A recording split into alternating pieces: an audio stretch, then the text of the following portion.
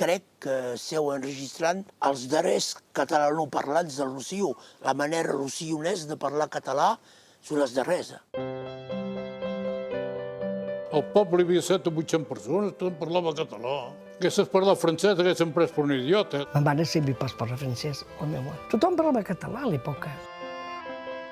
El francès el van aprendre un poc a escola, perquè a escola, quan eren dins d'escola, parlaves que francès, Depuis que me recordo, jo sempre he vist escrit. Parlar francès ho feia propre. I si parlava en català encara ens feien punir. Jo me vaig fer trencar el nas sempre.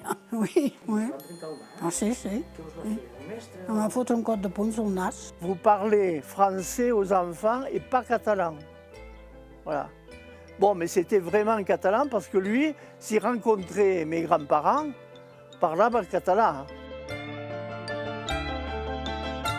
Ens deien, el dir cal parlar francès a casa, perquè així aprenen més bé a l'escola. Nosaltres mai havíem parlat francès a casa i bé, vam parlar francès. Actualment som un dels departaments més pobres de França, amb una immigració francesa espantosa. Són 5.000 francesos cada any. Aquí ells hi diuen nous catalans, però de catalans de res.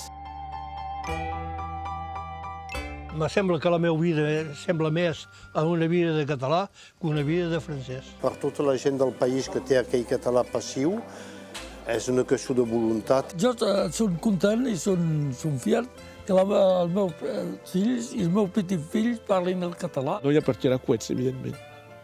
Però, malgrat tot, sempre hi haurà algú que parlarà català aquí sempre. Sempre.